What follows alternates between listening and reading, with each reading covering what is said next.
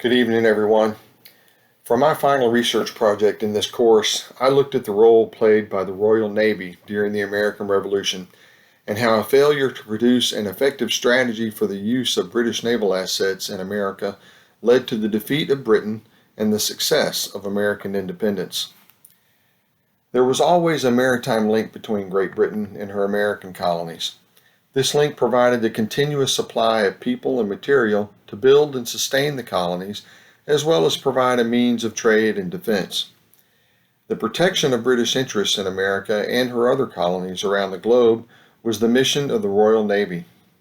Thomas Clark, in his work Naval History of the United States from the Commencement of the Revolutionary War to the Present Time, published in 1814, said of the British Navy, "The British had for ages directed all their energies and had succeeded in rendering it superior to that of every other nation."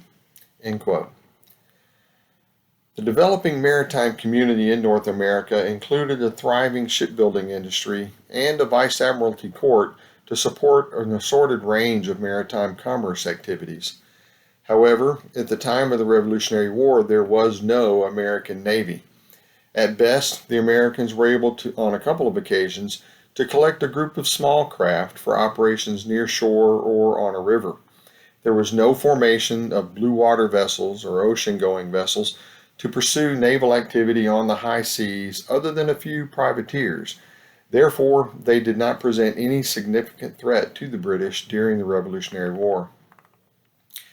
In my project, I discussed the role played by the Royal Navy during the American Revolution by including a brief overview of the British order of battle in America for both land and naval forces, and a brief overview of British naval interests around the globe at the time. The impressions of the British Admiralty on the resources needed in North America right from the start reveal a lack of respect for the capability of the Americans to stand up to the might of the British Army and Navy. When the House of Commons voted on the force of ships and soldiers to send to America to suppress the rebellion, some thought the numbers too low. As naval historian Robert Beatson noted, the naval minister affirmed that the low establishment proposed would be sufficient to effect the reduction of the colonies to obedience, and spoke with contempt of the power and the courage of the Americans. End quote.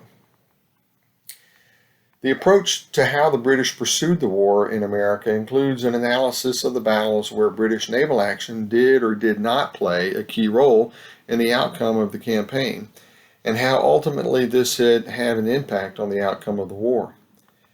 My research included a review of how British naval efforts in America were prioritized among the other obligations around the world.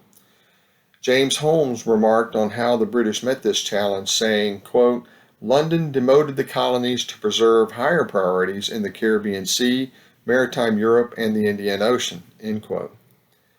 This battle of priorities may have succeeded elsewhere, but not in America.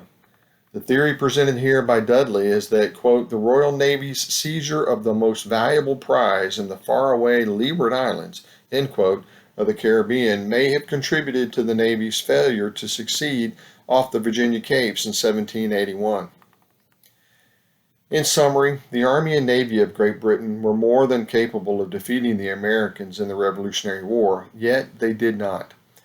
The actions of the British Admiralty demonstrated a lack of respect for the capability of the Americans to stand up to the British Army and Navy. The lack of a planned and coordinated land and sea strategy combined with the prioritization of naval assets at the time prevented the British from capitalizing on their position of advantage in capability. Nowhere was this more evident than in the Navy's failure to succeed off the Virginia Capes in 1781 against the French fleet, leaving Cornwallis on his own to suffer defeat and surrender at Yorktown. Thank you.